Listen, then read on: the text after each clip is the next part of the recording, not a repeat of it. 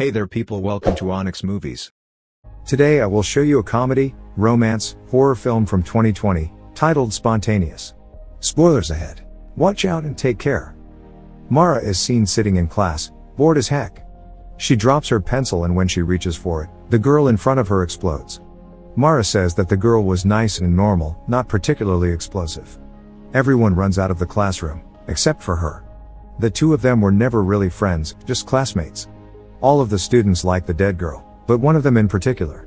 As the kids run out of the building, Tess finds Mara in front and asks her what happened. She can't believe it, but then sees Mara's shoes.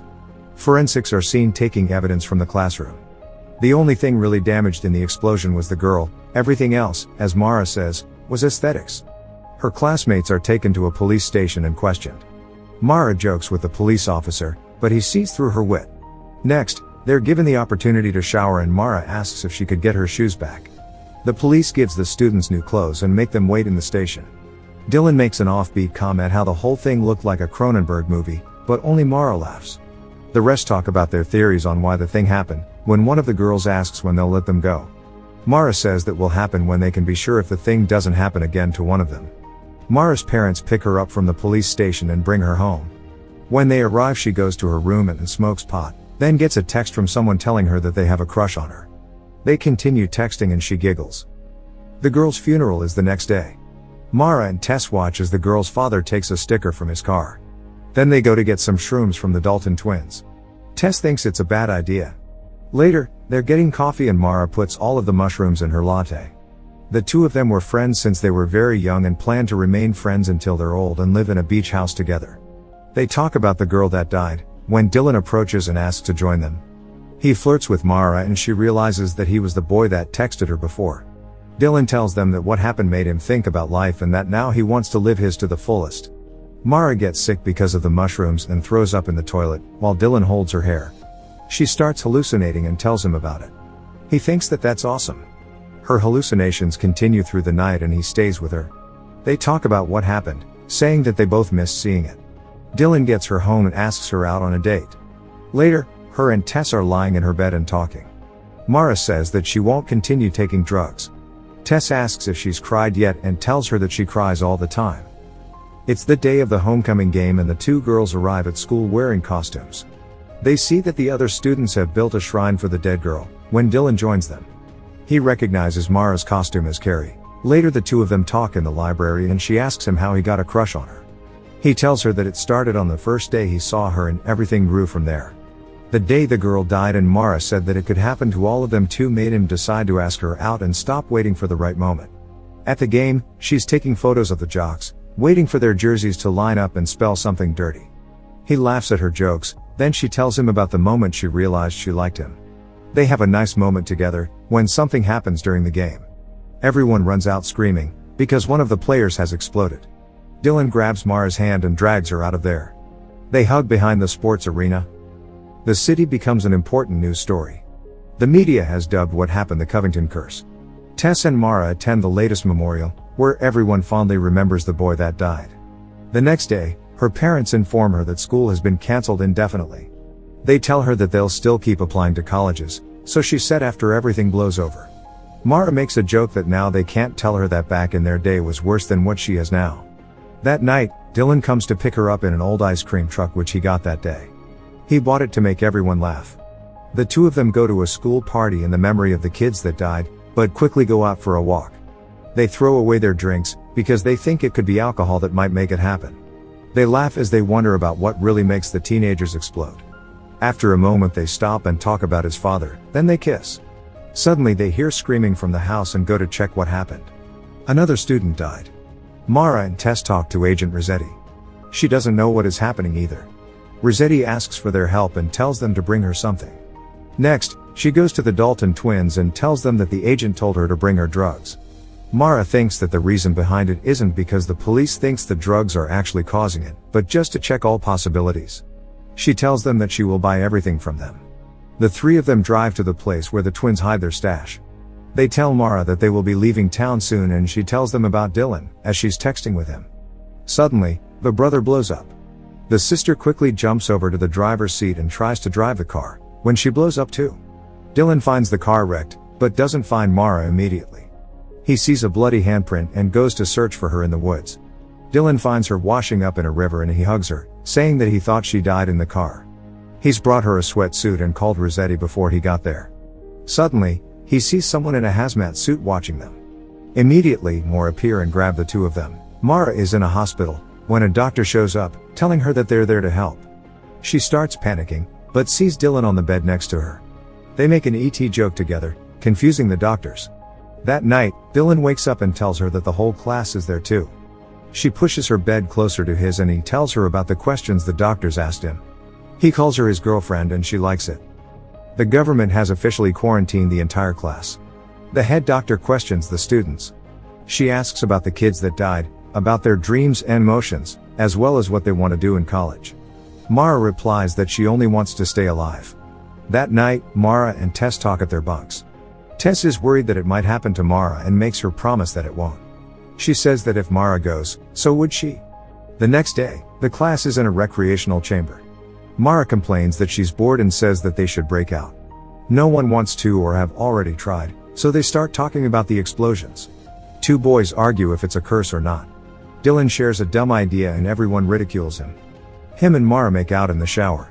Later, a government official shows the teenagers a PowerPoint presentation and offers to answer all of their questions. Mara doesn't understand what they're actually doing to help them and makes fun of him. The official gives a cliched reply and the kids laugh at him, but get angry quickly. One of them explodes. Then another one explodes while sleeping. Tests are being done in the facility. The parents of the kids wait outside of the facility and the doctor comes out to tell one of the couples what has happened to their child. The kids keep dying and all of the tests and the drugs they are giving them fail. They all try to live as normal as they can inside, but one after the other, the teenagers keep exploding. Even the doctors working in the facility get restless. The blue pill that they are being given seems to start working. Everyone in the facility is happy about it. At one point they release the kids in the custody of their parents. Mara's mom and dad drive her home, when she sees that there are no Christmas decorations in the city. Her father tells her that no one felt festive, but when they arrive home they surprise her with a tree. Later, the three of them are decorating the tree, when her father hands her her vape and tells her that she's terrible at hiding the fact that she smokes pot. They all vape together and talk about adulthood and her graduation. Before bed, Mara takes one of the blue pills. The next day, Dylan is at her house. They sleep together for the first time. Mara asks him if they're safe and Dylan says that he doesn't know, but that they should take it one day at a time and go back to school. She doesn't want to go back. Their class is the only one that will be going to school in the same building. One of their teachers tells them a story of how he'd seen someone blow up when he was a soldier. He tells them that he'll help them graduate. Later, Rossetti is taking Mara's blood pressure and they talk about the nickname of the blue pill, the snooze button, which Mara doesn't like. Rossetti doesn't think that it's over. For Valentine's Day, Mara decorates Dylan's barn and the two of them have a party there just for them. He tells her that he loves her and she says the F word back to him. They laugh about it, then Dylan asks her to spend the summer with him if they don't die. Tess and Mara are in a diner, waiting for their food, but the waitress is too scared to bring their food over to them. They leave. The next day, the doctor is in their school explaining the snooze button pill to them. She says that while it isn't a cure, it's a treatment. The doctor gets a volunteer to make a point, but as soon as the kid starts following her instruction, he explodes. Suddenly, another one explodes too. Then a third one. All of them run out, but kids just keep blowing up. Mara is with Dylan and can't get to Tess in the commotion. All of them are running and trying to get out, as kids keep exploding. Mara gets left behind and when a schoolmate tries to help her, he explodes too. She finds a door and gets out of the school. Dylan meets her outside and they embrace. Suddenly, Dylan explodes right in front of her. Mara walks home covered in blood. Rossetti finds her and takes her to a hospital. A fragment of his jaw hit her in the head. Her mom goes to the hospital and helps her wash off. That night, she sleeps between her parents. She gets really depressed and stops taking the pills, refusing to communicate. Dylan's funeral comes and goes. Tess tries to get her out of her room, but Mara just sits there watching videos of Dylan. At one point she leaves her room and makes cocktails for her dad. Mara calls the cocktail "All My Friends and Boyfriend Are Dead."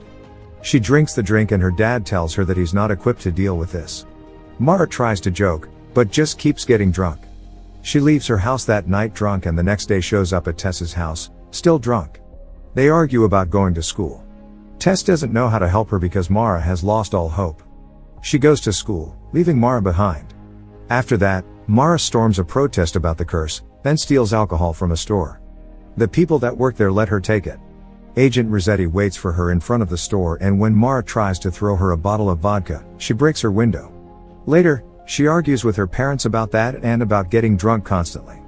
They want to help her, but she doesn't want to play along and make them feel better, considering that she too might die soon. Mara goes to her room and thinks about going to prom, but then enters a message board where other students are talking about the Covington curse. They are calling her the curse and she believes them.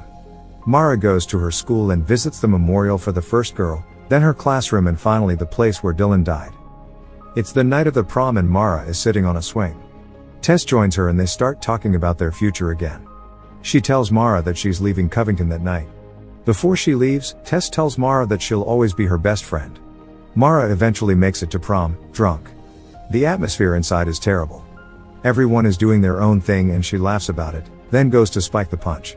Her teachers don't do anything about it. She takes it with her and drinks it alone. Later, she goes up to the stage and says that she's sorry for killing everyone, sorry for being the curse. Mara says that she hates herself for hurting everyone and then accepts her diploma. The girl after her says the same and Mara boos her. Suddenly, other girls say the same thing. Mara goes to the graveyard to visit Dylan's grave.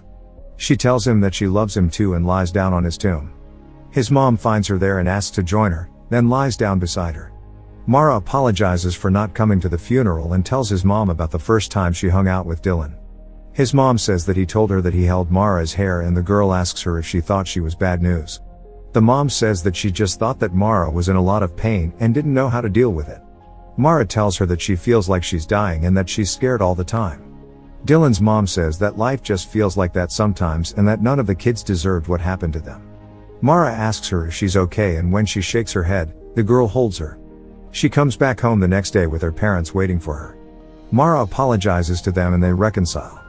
Eventually, she takes off her bandage and remembers Dylan as she looks at the scar. After a few months, the explosions stop. Mara says goodbye to Rossetti. She continues taking the snooze button and goes on with her life. Mara is leaving for college in Dylan's truck. Her parents worry if it's safe, but still let her go. They say goodbye and she drives off. She drives by the school, which is going to be torn down. By the end of the school year, 31 students had died. Mara lived, even though she doesn't know why. She says that the lesson is that everyone dies and that you have to live your life the way you want to. Mara can imagine her future, what she'll do and the boy she'll date or marry. She thinks she'll even be a mom, or maybe even the president one day. At the end of the day, bad stuff is going to happen. That's inevitable. She won't waste her life waiting for something that might never come for her. Mara imagines a future where her and Tess grow old together in the beach house they wanted. She won't be afraid anymore, because she could die any second and so could you. Make sure to subscribe and turn on notifications so you can watch more videos like this. Thanks for watching.